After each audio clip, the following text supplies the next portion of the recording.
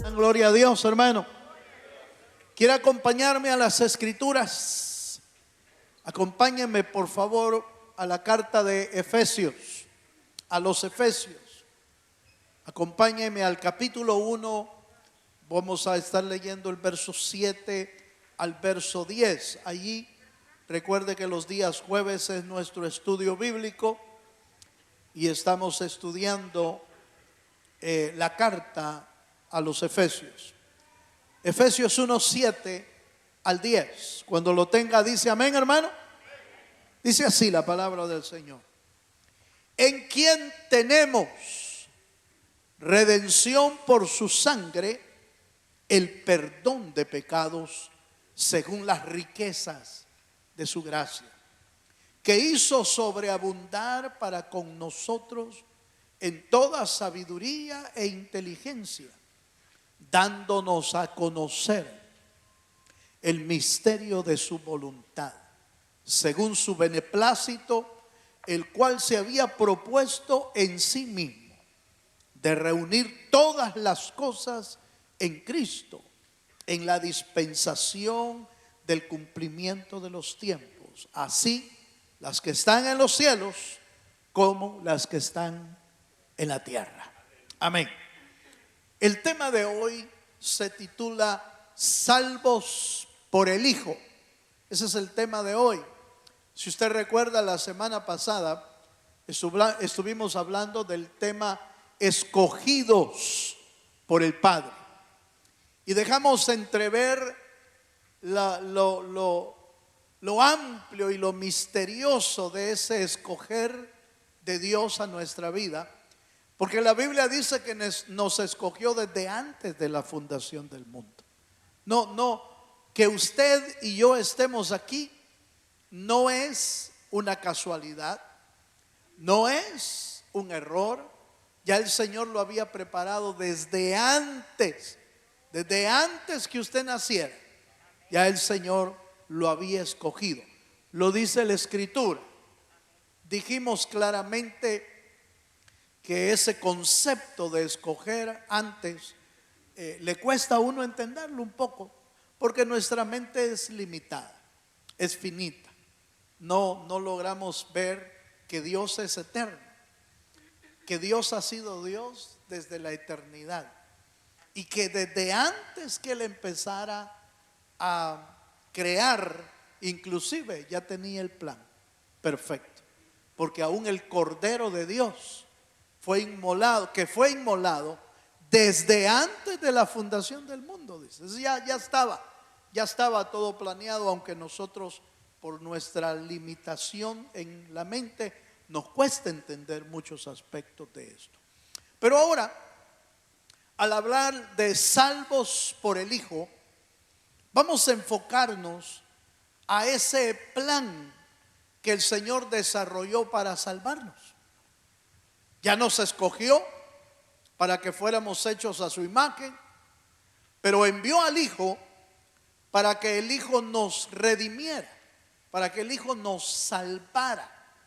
En el versículo que leímos, logramos ver que ese proyecto de salvación nació en el corazón de Dios porque el ser humano estaba totalmente perdido en sus delitos y pecados, y además, hermano, incapaz de alcanzar una salvación por sí mismo. La humanidad era imposible que fuera salva y que pudiera alcanzar la salvación por ellos mismos. Por lo tanto, tenía que el Señor enviar a su Hijo para poder rescatarnos y para poder salvarnos. En el versículo que leímos, nos da a entender cómo el Señor nos redime con su sangre, y de ese versículo vamos a extraer tres palabras o frases también que nos van a explicar bien este tema de la salvados por el Hijo. La primera palabra tiene que ver con la palabra redención. Esa es la primera palabra que vamos a estudiar. La segunda frase que está en el verso dice, según las riquezas de su gracia. Esa parte es interesante. Dice que fuimos salvos, fuimos redimidos, según las riquezas de su gracia. Y por último, hay una tercera frase que vamos a estudiar, que tiene que ver con hizo sobreabundar sobre nosotros esa gracia. Entonces, esas tres frases nos van a enseñar el proceso de salvación que el Señor ha puesto en nuestra vida. Primero, Efesios capítulo 1, versos 6 al 7. Por favor, vamos a leer de nuevo este pasaje para introducirnos a la palabra redención. Efesios 1, 6, 7 dice, para alabanza de la gloria de su gracia, con la cual nos hizo aceptos en el amado, en quien tenemos, oiga esto, en quien tenemos redención por su sangre, el perdón de pecados según las riquezas de su gracia. Nos quedamos con la palabra redención, y la palabra redención viene de dos palabras en griego. La primera es la palabra griego agorazo, que significa comprar y que se traduce como la palabra o el verbo redimir. Agorazo es el griego que significa comprar. Cuando usted y yo hablamos de redimir, estamos hablando de comprar. Alguien compró, alguien nos compró y nos redimió. Esa es la palabra. Pero la segunda palabra en el griego que también habla de redimir es exagorazo. Es la misma raíz con otras letritas ahí, exagorazo, que quiere decir redimir también, pero literalmente significa comprar afuera. El Señor no compró lo que ya tiene adentro. Lo que ya tiene adentro, por ejemplo, los ángeles que están allá, que estaban en el cielo o están en el cielo, no necesitaban ser comprados. ¿Por qué? Porque ya están ahí, están adentro. Los ángeles, arcángeles, los querubines no necesitan ser comprados, porque aunque son seres creados, mantuvieron su fidelidad, aunque no todos. Porque recuerda que la Biblia da a entender que una tercera parte de los ángeles no guardó su dignidad, no guardó su fidelidad a Dios. Y entonces hay ángeles caídos también, así como el hombre, como el ser humano cayó y pecó, también hay ángeles que cayeron y que pecaron. La única diferencia entre ellos y nosotros es que a nosotros nos escogió para salvarnos y a aquellos no. Aquellos no. A los ángeles que cayeron, aún al mismo Luz Bella, no lo escogió para ser salvo. ¿Por qué? ¿Por qué no los escogió? ¿Por qué no pueden ser salvos los ángeles? ¿Por qué no pueden ser salvos los arcángeles? Porque la salvación tiene una condición, y la salvación es por fe. Amén. Y los ángeles no pueden tener fe. Explico esto. ¿Qué es fe? Es creer sin ver. ¿Sí? Los ángeles no pueden tener fe porque ya vieron. Ellos estuvieron en la presencia de Dios. Entonces vieron lo glorioso de Dios. Vieron el poder de Dios. Vieron la majestad de Dios. Vieron la luz de Dios, la eternidad de Dios, la vieron. Y aún así decidieron pecar.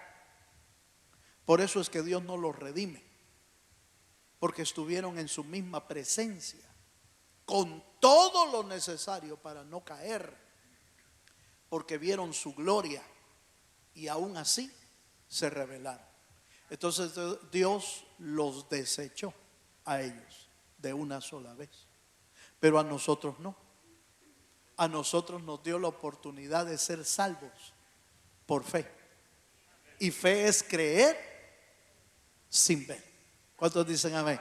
¿Cuántos tienen fe que son salvos? Levante la mano si usted tiene fe. Dele un fuerte aplauso al Señor, hermano. ¡Qué maravilla, hermano! ¡Qué maravilla! Dios, qué misericordia de Dios que nos permitió alcanzar salvación, pero es por fe. Es sin ver. Nunca hemos visto a Dios cara a cara. Al menos ya voy a decir esto, y si no me lo entienden me lo pregunta después. Al menos no lo hemos visto ya estando en esta condición humana. No lo hemos visto. No, cuando entramos al mundo no lo hemos visto.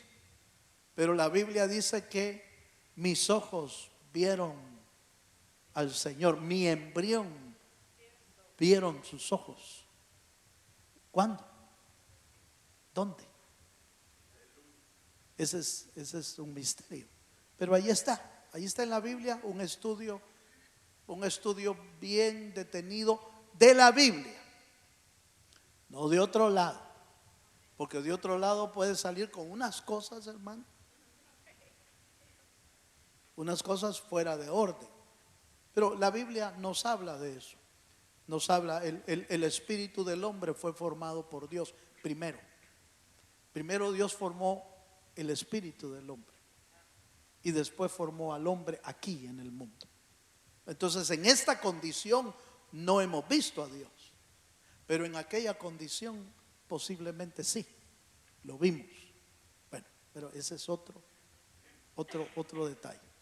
Segunda de Corintios 5:21. Entonces la palabra redención, vuelvo al griego, redimir, literalmente comprar afuera, le dije, comprar afuera. Entonces salió el Señor a comprar lo que estaba fuera de su reino ya, lo que se había salido. Por eso la Biblia dice, Él vino a buscar y a salvar, ¿qué? Lo que se había perdido. Usted recuerda que Adán y Eva eran mantenidos dentro de un huerto del Edén, protegidos, pero cuando pecaron salieron del huerto. El hombre llenó la tierra, ¿cómo no? Pero salió del huerto, salió de la sombra de Dios. Por eso redimir, exagorazo, es comprar afuera. Salió el Señor afuera y nos compró a nosotros. Amén. También significa, fíjese hermano, oiga, fíjese que esta palabra redimir, comprar afuera, es especialmente usada para comprar un esclavo. Oiga esta, mire qué lindo, hermano. Exagorazo quiere decir comprar afuera, y es usada especialmente para comprar un esclavo con vista a otorgarle libertad. Eso es exagorazo. El Señor compró, pero no para hacerlo un esclavo, sino para que sea libre. Qué bendición, hermano, que usted y yo somos libres. ¿Cuántos son libres? Somos libres de la muerte, somos libres de la potestad de las tinieblas, somos libres del pecado. Ahora, si uno reincide y uno quiere mantener todavía alianzas con el pecado, ya es decisión de uno. Pero el Señor ha venido a darnos libertad, a vivir una vida en libertad. Segunda de Corintios 5:21, hablando siempre de esta redención. Segunda de Corintios 5:21 dice: al que no conoció pecado, por nosotros lo hizo pecado, para que nosotros fuésemos hechos justicia de Dios en él. Ya hemos hablado de otra palabrita pero muy importante en la Biblia, llamada la justificación. Justificación, redención, son palabras a veces un poquito complicadas de entender, pero que tienen un significado muy importante para la vida cristiana. La palabra redención, ya la oyó, tiene que ver con que alguien vino a comprarnos. De ahí viene la raíz. Alguien nos compró, alguien pagó el precio por nosotros. Esa es redención. Pero justificación tiene que ver con esto que dice aquí Corintios, que en él fuimos hechos justicia en Dios, en él. Justificación significa declarar justo a alguien. Fíjese, declarar justo a alguien, aunque era pecador, ahora somos justos. ¿Por qué? Porque Dios hizo ¿cómo le puedo decir esta palabra? Dios hizo un intercambio. Mire, Dios hizo un intercambio. La justicia de Cristo se la pasó al pecador, y el pecado del pecador se lo pasó a Cristo. ¿Me di a entender? Ese es el traspaso. La justicia de Cristo se la pasó al pecador, y el pecado del pecador se lo pasó a Cristo. Eso es justificación, en pocas palabras. Cuando usted oye la palabra yo fui justificado, ¿qué es lo que quiere decir? La justicia de Cristo me fue dada y mi pecado le fue dado al Señor. Por eso la Biblia dice que en la cruz del Calvario Él llevó todos nuestros pecados. Dele un fuerte aplauso al Señor. Qué maravilla, hermano. Qué lindo, ¿no le parece? Eso es justificación, en pocas palabras. Eso es justificación. El traslado de la justicia de Cristo al pecador y el pecado del pecador trasladado a Cristo. Eso es justificación. Entonces, pero esa palabra justificados y redención están íntimamente ligados.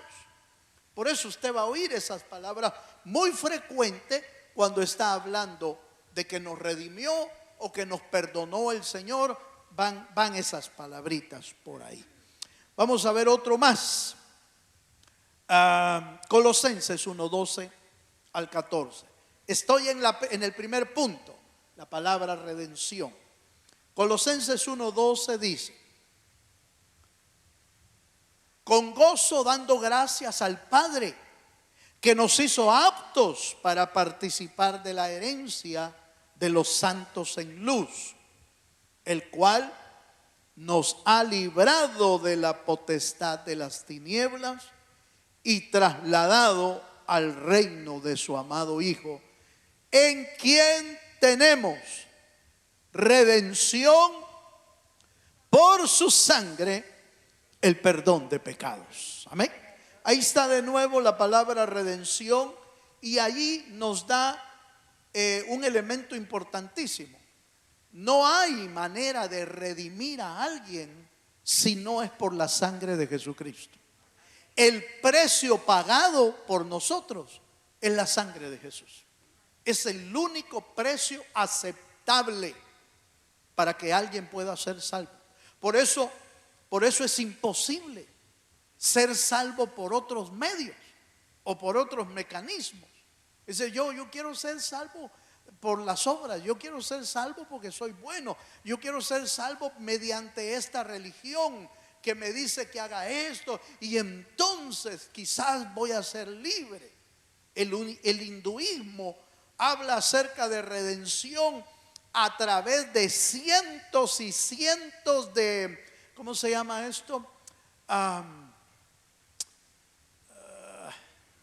Se me escapa la palabra, cuando reencarnación, gracias.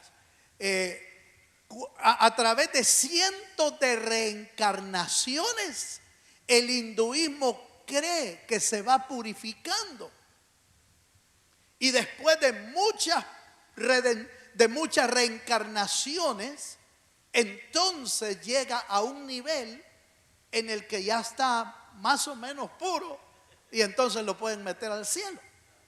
Pero si se porta mal, entonces reencarna en un chucho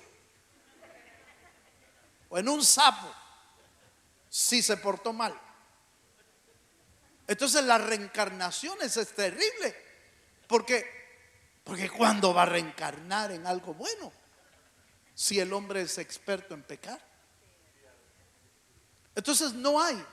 Lo que el Señor dejó para redimir al hombre, para comprar al hombre, fue su sangre. ¿Por qué? ¿Por qué su sangre? Porque está escrito: no hay remisión de pecados sino por sangre. ¿Y por qué tiene que ser sangre, hermano? Porque está escrito: la paga del pecado es ¿qué? El derramamiento de sangre significa que alguien murió. ¿Sí? Porque no se trata de ir a donar sangre, ¿va? Aquí dono sangre y esta sangre va a servir. No. Para redimir a alguien tenía que haber derramamiento de sangre. Y ese derramamiento significa que había alguien que había muerto, un cordero, un sacrificio, derramó su sangre. Y la sangre en el Antiguo Testamento servía para cubrir los pecados, la del Antiguo. Pero en el Nuevo Testamento, el Cordero de Dios que quita el pecado del mundo murió por el ser humano, para que la sangre vertida y derramada por el Cordero de Dios pagara tu precio, pagara tu salvación, te comprara. Pero te comprara con sangre. Note cómo se está entrelazando. Cómo se está entrelazando las escrituras. El cumplimiento de las escrituras. Solo alguien podía ser redimido si era comprado. Pero para poder ser comprado de los pecados tenía que ser sangre. Y la sangre de un sustituto, de un sacrificio por él. Y entonces Cristo viene, derrama su sangre, y su sangre es el precio que pagaron por usted y por mí en la cruz del Calvario. Dele un fuerte aplauso al Señor. Si se anima. Bye. Ahí tenemos el primer punto, la palabra redención, un poquito más explicada quizás que en otros momentos. La segunda frase que vamos a usar hoy está en Efesios capítulo 1, versos 7 al 8. Y es esa frase: según las riquezas de su gracia. Fuimos salvos por su sangre. Dice verso 7, 1:7. En quien tenemos redención por su sangre, el perdón de pecados según la riqueza de su gracia, que hizo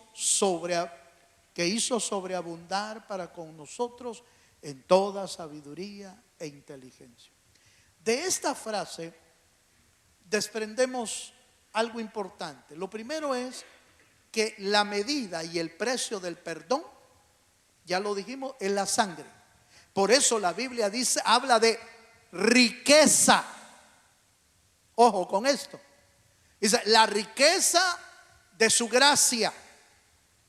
Y cómo no, hermano, no es en realidad la sangre de Cristo lo más valioso que existe, comparado con cualquier riqueza humana, comparada con oro, comparada con perlas, comparada con diamantes, comparada con zafiros, comparada con el oro negro que el ser humano leía, el petróleo, comparada con cualquier riqueza en el mundo, la sangre de Cristo es lo más valioso. Por eso usa la frase que el medio del perdón ha sido la riqueza de su gracia, dice.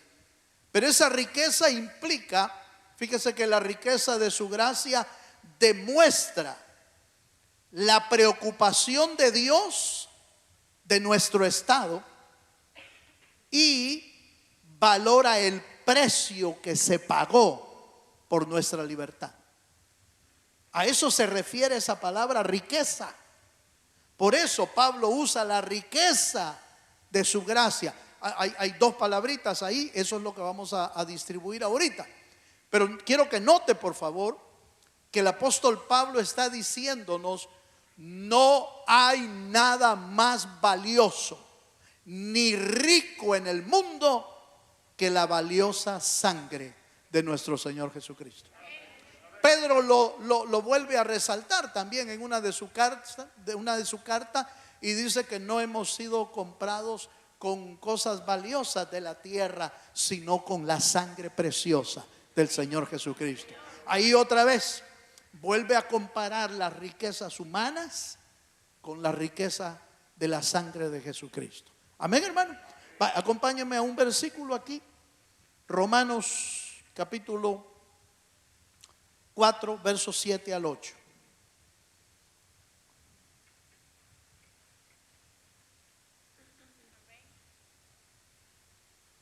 ¿Lo tiene? Romanos 4, 7 dice, diciendo: bienaventurado aquellos cuyas iniquidades son perdonadas y cuyos pecados son cubiertos. Bienaventurado el varón a quien el Señor no inculpa de pecado. ¿Cuántos se sienten bienaventurados porque no les van a cobrar la factura? No nos van a cobrar a nosotros la factura, porque ya está pagada por Jesús en la cruz del Calvario. Por eso Pablo usa la expresión: ninguna condenación hay para los que son hijos de Dios. No hay ninguna condenación, porque los que han sido perdonados no tenemos ninguna cuenta pendiente, a menos que nosotros hagamos otra cuenta. Aleluya, ¿verdad? Que nosotros sigamos y entonces nos empiezan a marcar otra vez. Pero el apóstol Juan dice: hijitos, si alguno ha pecado, abogado tenemos para con el Padre, a Cristo el justo. Eso quiere decir que ya nos dejaron una cuenta abierta para ir a pedir perdón. Si no lo hacemos es porque nosotros no lo usamos, pero esa es una herramienta para poder mantenernos a cuentas con Dios, es el pedir perdón. La cena del Señor es un juicio divino. Por eso ninguno de nosotros deberíamos de tomar, no que no tomemos la Santa Cena, no deberíamos de tomar, hermano, con ligereza la cena del Señor. ¿Por qué? Porque la cena del Señor es un tribunal de Cristo para perdonar, para examinar y perdonar nuestros pecados. Cuando uno va delante de un juez, hermano, mire, véalo desde este ángulo. Cuando uno va delante de un juez, hermano, va como que va a bromear con el juez. Va mal vestido delante del juez. Va así como con una actitud de desobediencia delante del juez. Peor le va a uno. Porque el juez o le pone multa o lo encarcela o le dice: no, esto te va a quedar en el récord por toda tu vida. ¿Por qué? Por la actitud que uno llevó. Mucha gente no ha entendido que la cena del Señor es un tribunal donde uno va a rendir cuentas, donde uno se examina y le dice al Señor: Señor, yo he pecado y me declaro culpable, pero tengo un recurso. La Biblia dice que si confieso y me aparto, alcanzo misericordia. Vengo a pedirte perdón por la obra que Cristo hizo en la cruz. Señor, perdóname. Entonces lo perdona el Señor y lo deja libre. Lo pone a cuenta. Amén. Entonces hay que saber usar ese recurso. Cuando usted tome la cena del Señor, no lo tome a ligereza.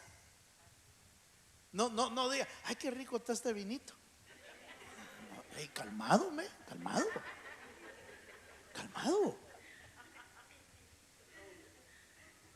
No aparece. Qué poquito el pedacito de pan, hermano. No, calmado. Está hablando de cosas delicadas. Está hablando de cosas santas. No se ponga a investigar la vida de los otros. No se ponga a ver quién falló, quién no. Eso no le interesa a usted ni a mí. No nos interesa. Nos debe de interesar estar a cuentas con Dios. Y la mejor forma de estar a cuentas es pidiendo perdón delante del Señor. Vaya. ¿Y por qué le digo que es un tribunal? Porque la Biblia lo dice.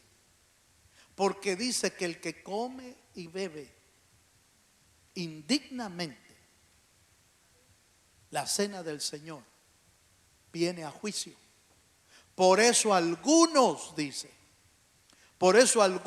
están débiles, algunos están enfermos y a otros los mandan a dormir.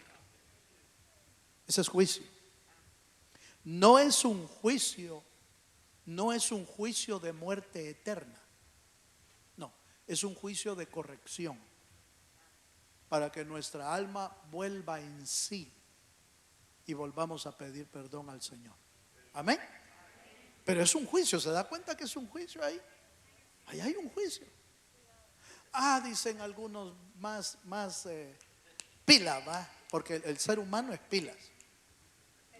Para planear es pilas. Dice uno: entonces no la tomo.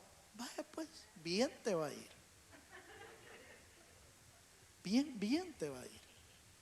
Entonces no tomo el pan, hermano. Entonces no tomo el vino y así me salvo. ¿Me salvo de qué? No te vas a salvar. Porque el que no toma la cena del Señor, entonces es tomado, oiga esto, entonces es tomado como un bastardo, como un hijo bastardo. Porque la Biblia dice en Hebreos, mire, yo estoy hablando no más de la cuenta, pero estoy hablando cosas que no tengo aquí. Pero Hebreos dice que Dios al que ama disciplina. Entonces cualquier disciplina que venga de Dios es por amor. Pero Él disciplina al hijo. Pero y Hebreos dice, pero a los que son bastardos, a esos no los disciplina. Y entonces Corintios dice que a los que disciplina, unos están débiles, otros están enfermos y otros los mandan a dormir para que no seas condenado con el mundo, dice. Entonces, cuando no tomamos la cena del Señor, le estamos diciendo a Dios: yo no soy tu hijo. Yo no quiero ser tu hijo. Yo no quiero que me disciplines. ¿No quieres disciplina? ¿No vas a querer disciplina? No, yo no quiero. No quiero. Vaya, entonces te van a juzgar allá afuera con el mundo. Y a los que juzgan en el mundo, los juzgan sin misericordia. Porque los están juzgando como gente que no es hija. Por eso tomar la cena del Señor es lo mejor. O te arreglas o te disciplinan. Dos opciones. O te arreglas o te disciplinan. Pero entonces no quiero la disciplina. Entonces te van a juzgar afuera. Eso es lo que sucede con el hijo cuando se va de la casa. Dice, yo ya no aguanto estar en esta casa. Aquí solo son reglas. ¿Le ha pasado eso? En algún lugar del mundo pasa. Y yo, aquí solo son reglas, y aquí solo son esto, y yo ya no quiero estar aquí, y yo no quiero disciplina de nada. Sí, entonces te juzgan afuera. Afuera de la casa ya no hay misericordia. Afuera de la casa ya no te cuidan. Mijito, vení para acá, vení comer, por favor. Si no, ¿qué? Vení comer. Lo tratan como cualquiera. Si uno no deja la disciplina, a los padres, o no deja la disciplina a Dios, entonces el mundo te va a corregir de otra manera. Por eso dice la Biblia, para que no seas condenado con el mundo. Todo eso que le acabo de decir está en 1 Corintios capítulo 11. Ahí léalo y ahí lo va a hallar. Yo no me estoy inventando nada. Ahí está en la escritura. Vamos a la segunda frase. Tan bonito que íbamos, hermano. La segunda parte de la frase, la primera es según las riquezas. Ya dijimos que la riqueza es la sangre de Cristo que no tiene precio. Pero la segunda frase o la segunda palabra de esa frase es según las riquezas de su gracia. Y esa palabra gracia es una palabra maravillosa, porque la palabra gracia significa un favor concedido a alguien que no lo merece. Eso es gracia. Es dar un favor a alguien que no lo merece. Eso es gracia. Por eso, según las riquezas de su gracia, es según su sangre. Y el perdón es absolutamente gratuito, porque es por gracia. No hemos pagado, pero ni siquiera un centavo nosotros por ese perdón. Todo lo pagó el Señor. ¿Qué hicimos nosotros? ¿Qué pusimos? Lo que yo he encontrado que pusimos fueron los pecados. Eso fue lo que nosotros pusimos. De ahí todo lo puso el Señor. Su gracia, su sangre, su salvación, su redención, todo, su justificación, todo lo ha puesto el Señor. Nosotros no hemos puesto absolutamente nada más que el pecado para ser condenados. Pero por eso la segunda parte es según las riquezas de su gracia. ¿Qué significa eso? Que el perdón es absolutamente gratuito. Se trata del regalo que Dios ha dado al ser humano. Obviamente al ser humano que dice sí, yo lo quiero, ¿verdad? Leemos un versículo más. Éxodo capítulo 34 verso 6. Aquí hay una figura de la gracia divina. Y en Éxodo 34:6 nos habla del día en que se celebró la primera Pascua en Israel. Cuando mataron al cordero, ¿se recuerda? Y de la sangre del cordero la pusieron en el dintel de la casa. Y eso, en Éxodo 34:6 dice: y pasando Jehová por delante de él, proclamó: Jehová, Jehová, fuerte, misericordioso y piadoso, tardo para la ira y grande en misericordia y verdad. Esta fue la expresión de ver cómo el Señor pasó por alto. ¿Sabía usted que la palabra Pascua, Pesha, en hebreo, significa pasar por alto? Eso es lo que significa la palabra Pascua. Cuando oímos la Pascua, cuando nosotros, no sé, perdone usted si no se me vaya a ofender, pero la mayoría de personas, y aún entre nosotros los hispanos, cuando hablamos de Pascua, la flor roja vemos. De eso nos acordamos, de aquella florcita roja, ¿sí? Que allá por diciembre, como abunda, ¿va? ¡Ay, la Pascua, qué chulo! No, la Pascua es el día en que el Señor pasó por alto todos nuestros pecados. Dele un fuerte aplauso al Señor. Esa es la Pascua. Esa es la Pascua. De ahí viene, de esa palabra hebrea que significa pasar por alto. Cuando los israelitas pusieron la sangre en el dintel arriba de la puerta de la casa, entonces Jehová pasó, pero también la muerte pasó. Y el Señor pasó por alto, donde había sangre, pasó por alto. Y la muerte no tocó a nadie del pueblo de Israel, porque todos tenían sangre. ¿Sí? Eso es Pascua.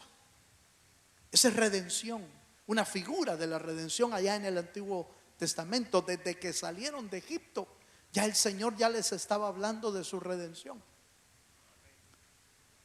Pero no fue así. Oiga, no fue así en el pueblo de Egipto. En el pueblo de Egipto murieron todos los primogénitos. La muerte no pasó por alto. ¿Por qué? Porque no había sangre. El pago para poder comprar salvación. Murieron miles y miles de primogénitos en Egipto, hasta de los animales. Se murieron. Todo primogénito, todo el que abrió matriz, dice el escritor, el primero que abrió matriz, todos esos murieron. Ahí hay muchas figuras que podríamos hablar, porque dice que todo primogénito mío es. Podríamos ir por ahí, pero dejémoslo hasta aquí. Murieron porque no tenían sangre. Pero el que tenía sangre en la puerta, Jehová pasó por alto. ¿Cuántos dicen amén? Eso es gracia. Eso es gracia, pasar por alto. Por eso el Señor nos habla del perdón, y nosotros somos llamados a perdonar, ¿o no, hermano? Nosotros somos llamados a perdonar, así como Dios nos perdonó a nosotros. ¿Cómo? Con gracia. Ay, hermano, pero no se lo merece. Y nosotros lo merecíamos, pues. ¿Por qué nosotros le queremos poner otro estándar al perdón de una persona si a nosotros nos pusieron el estándar gratuito? A nosotros nos dieron el perdón gratuito. ¿Está de acuerdo con eso, hermano? ¿A cuántos los perdonaron gratuitamente? Entonces, ¿por qué queremos nosotros ponerle otro estándar a otras personas? Si te portas bien, te perdono. Si haces esto, te perdono. Entonces le ponemos estándares. No, el perdón debe de ser gratuito.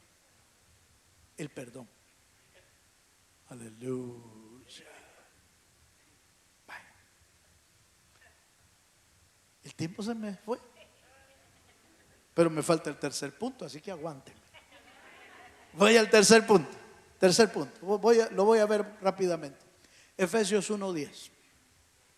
El tercer punto del tema de salvos por el Hijo tiene que ver con una frase que aparece ahí, que dice: reunir todas las cosas en Cristo.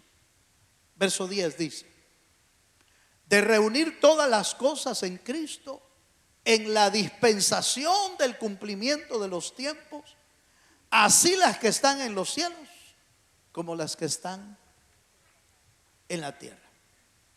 El apóstol Pablo da a entender que esa unión con Cristo hace que todo, mire, hace que todo ser humano nacido de nuevo tenga la posición bajo la cabeza que es Cristo Jesús. Cristo es la cabeza de todo lo creado, de todo lo existente, es la cabeza. Pero cuando el ser humano estaba en pecado, no era Cristo nuestra cabeza. No era Cristo. ¿Quién era nuestra cabeza? No lo quiere decir, ¿va? Pero era el diablo. Era el diablo. Por eso el Señor le dijo a los fariseos que se la llevaban de pilas y que se la llevaba de no sé qué. Nosotros de Abraham somos, y que nosotros aquí, y que Moisés en la cátedra de Moisés. Hermano, se ponían los moños de saber que Moisés había sido un profeta llamado para ellos, y que en Abraham estaban todas las promesas que le habían dado al pueblo de Israel. Y entonces decían: nosotros somos descendientes de Abraham y nosotros somos descendientes de la cátedra de Moisés, y la defendían a capa y espada. Pero el Señor Jesús les dijo: si ustedes fueran hijos de Abraham, las obras de Abraham harían.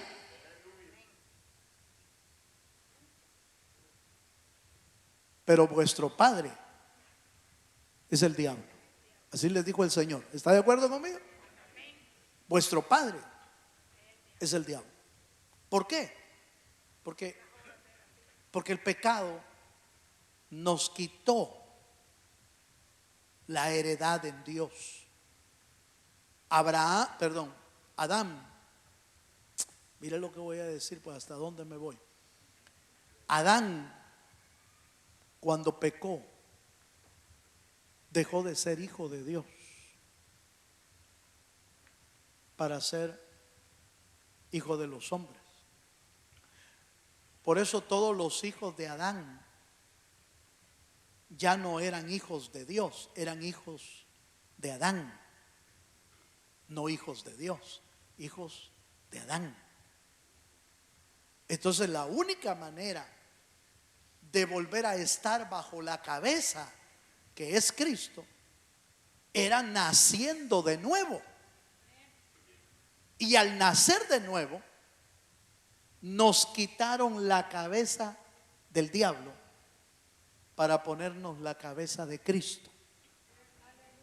Por eso ahora podemos decir, ahora con toda libertad, somos hijos de Dios. Porque a los suyos vino y los suyos no le recibieron.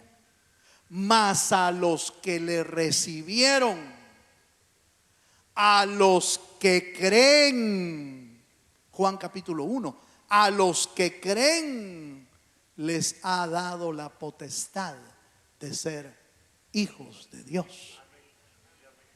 Pero en pecado no es uno hijo de Dios, es hijo de los hombres, es hijo de Adán. ¿Y por qué no decirlo? Los malévolos y todo eso, hijos del diablo. No estoy diciendo nada. Así es, aunque la gente diga que no. Bye. Termino. Entonces esa expresión reunir todas las cosas en Cristo significa poner bajo la cabeza de Cristo, bajo el gobierno de Cristo. ¿Qué se puso bajo el gobierno de Cristo? Se puso todo lo que está en la tierra y todo lo que está en el cielo. Eso lo dice el versículo 10. Así de las que están en los cielos como las que están en la tierra. Amén, hermanos. Colosenses 1:20, vamos a cerrar con esto. Colosenses 1:20 dice: y por medio de él reconciliar consigo todas las cosas, así las que están en la tierra como las que están en los cielos, haciendo la paz mediante la sangre de su cruz. Póngase de pie, hermano. Gracias a Dios que Él nos reconcilió, para que no estemos en pleitos con Dios. El peor negocio que el ser humano puede hacer es estar en pleitos con Dios. Si Él nos llama a estar a cuentas, venid, dice Isaías, venid y estemos a cuentas. El anhelo de Dios es que estemos a cuentas. El anhelo de Dios es que podamos recibir su perdón. Bienaventurados somos porque nos alcanzó el perdón de Dios. Fuiste comprado.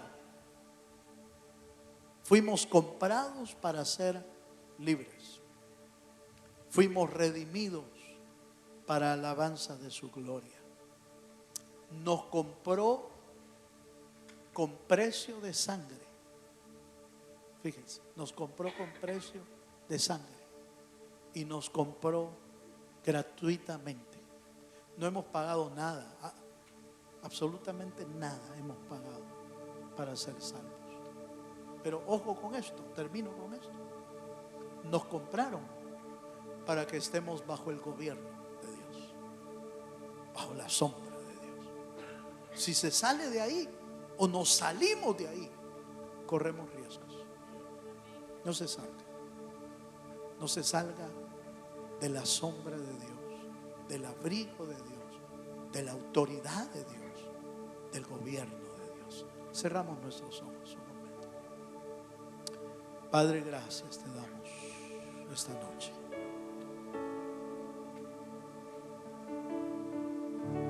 ¿Habrá alguien esta noche que le quiera dar gracias a Dios por su salvación? Véngase, si usted quiere darle gracias. Venga a decirle: Señor, gracias. Gracias porque me compraste. Gracias porque me redimiste. Véngase. Gracias porque no fue cualquier cosa la que pagaste. Fue tu sangre. Tu sangre preciosa pagó mi deuda, pagó mi vida en la cruz del Calvario.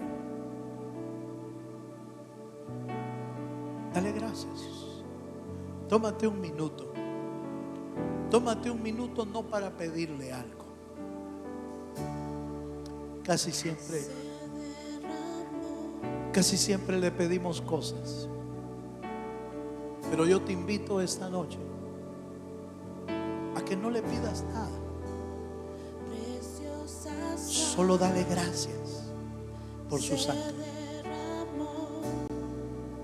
Aleluya.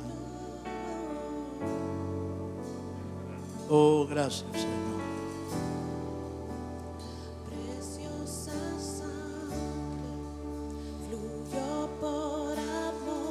Te bendecimos, Señor, y te damos gracias.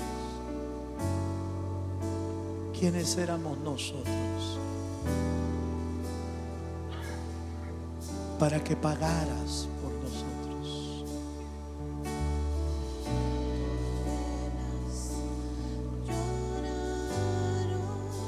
Aleluya.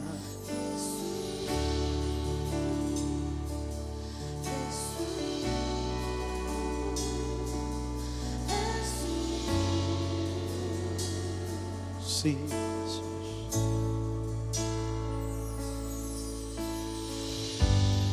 Hay poder en la sangre que fluyó por amor. Gracias, Señor. Hay poder en la sangre que derramó.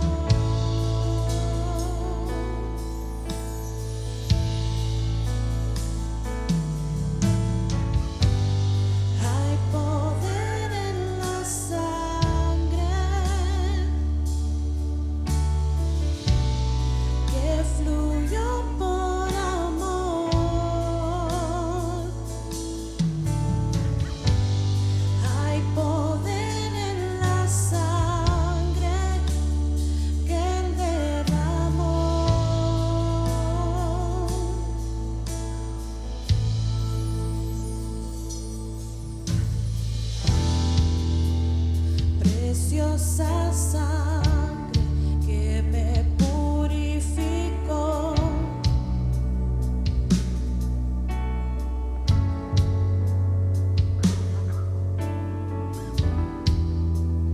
Preciosa sangre que me transformó.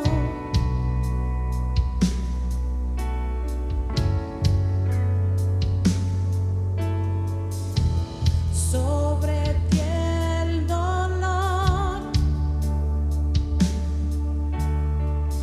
tus venas lloraron. Jesús, Jesús, Jesús.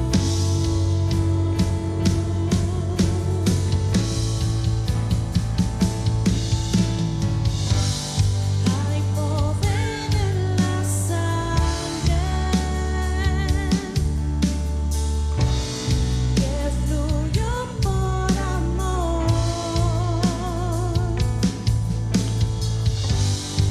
Hay poder en la sangre que Él derramó. Hay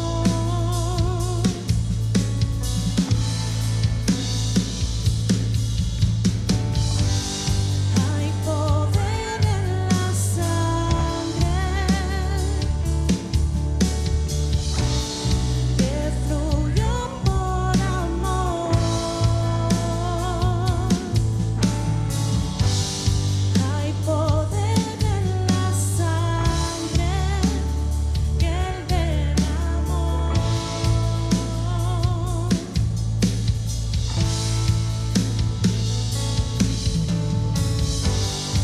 Hay poder en la sangre que fluyó por amor.